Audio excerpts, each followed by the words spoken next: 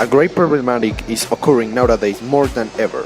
This is addictions, an issue that's been left apart and that it has only focused on drugs and alcohol problems. There are many things people can get addicted to, way more than you might think. But what is it really an addiction? It's any activity that generates dependency on people. It can be a substance, an activity, an object, or even a person. We are all vulnerable. So, in today's program, we are going to talk about addictions development and some examples with the aid of public opinion and a final discussion between us. So, Manuela, do you consider yourself addicted to something? Well, yeah, I'm into music so much that sometimes I could listen to a whole playlist without doing anything else. In my perspective, it is an addiction because it takes a lot of my time. It's kind of sad. What about you? Well, I think that my most notable addiction is using the cell phone a lot of time, specifically to play games in it, and I watch funny videos called memes. Let's take a look of our audience addictions. Behavior. Yes, maybe I consider that sometimes I'm addicted to eat something because I'm very anxious. For example, some kind of chocolate or some kind of food. I am addicted to sleep, to eat some type of food, for example, fat, hamburgers, I don't know. Yeah, can I say some hallucinogenic substance in video games? I love it, but I think that it's not so addictive. It's just like for taking out the stress. Sometimes with my cell phone, but it's not really addictive. I don't know, but that's it. Getting to Facebook or social media. Yes, I think so because I'm so addicted to chocolate. So just with that and with ice cream, just that. Most of people are addicted to food according to the poll we just made.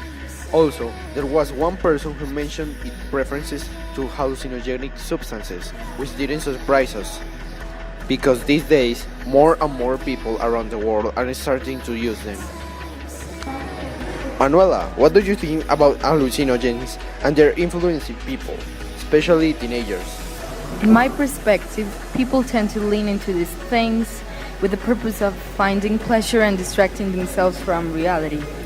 However, I believe there are tons of other things people can do without the need of numbing their minds. Hallucinogens might seem as the coolest stuff right now, but once you take one, there's no turning back. Your brain changes and also everything around you. So you really need to be careful.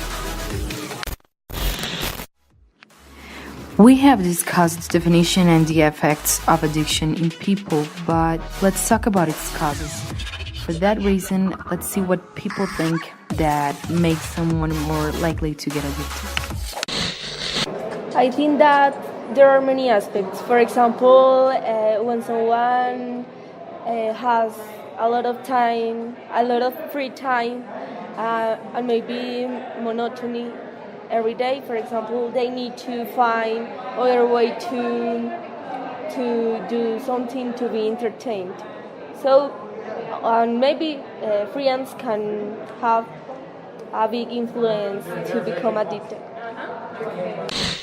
I think that you get addicted to something when you're, for example, stressed or when you're sad, when you have like a problem in your life and you don't know how to deal with it, so you go to addictions.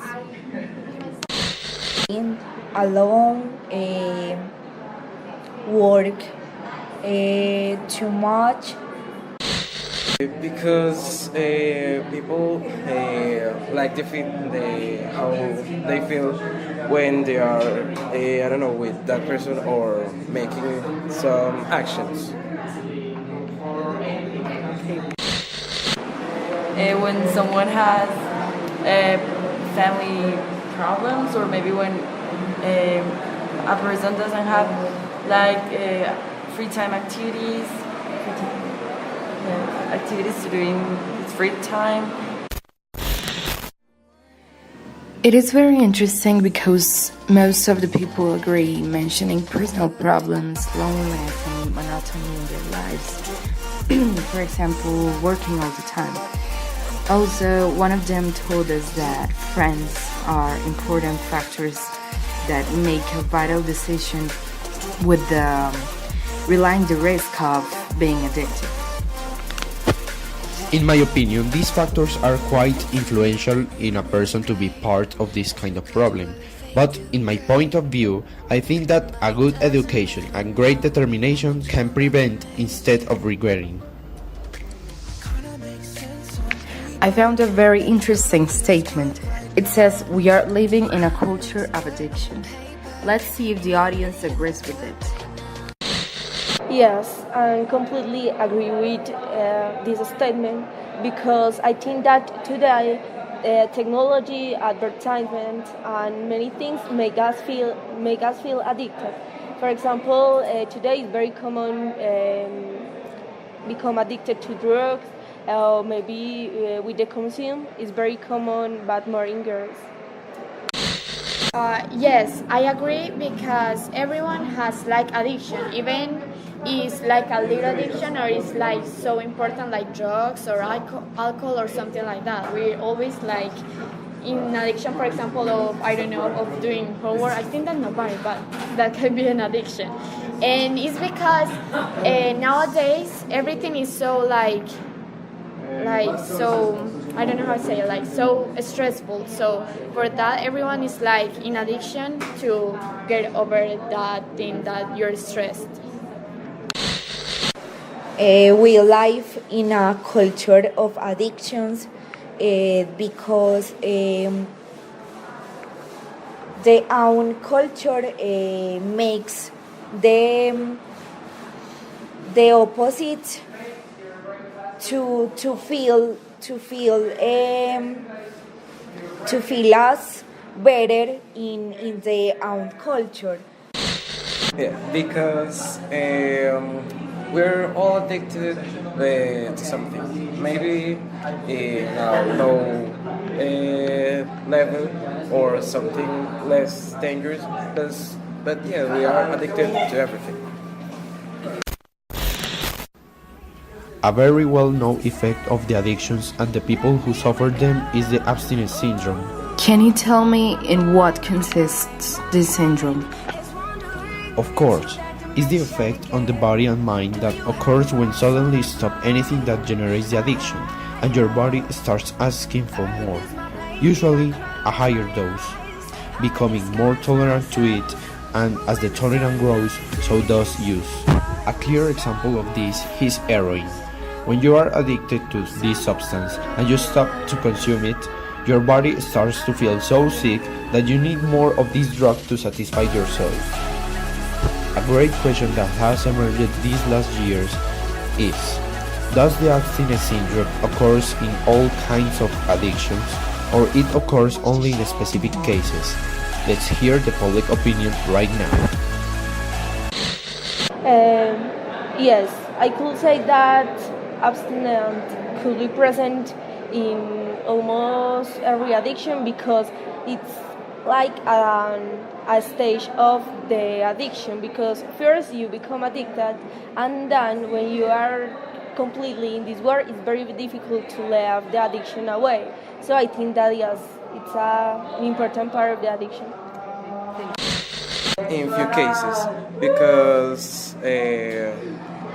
I mean, obviously when you stop doing something you want to do it more, but not in a level that can be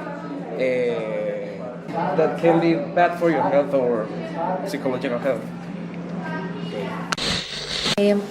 I think that can be more factors to consider abstinence to can be more feel better to self, and it's more possible to decide to get feel better, go out, doing another activities to change the abstinence, to change more factors to feel better.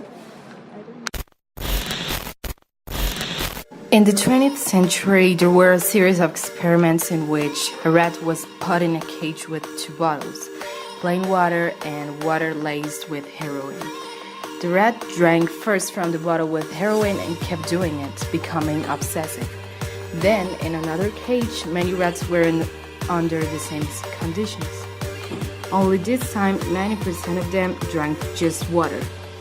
As a conclusion, according to this experiment, when you're in a bad environment on your own, you're gonna start looking for something that pleases you, even for a while.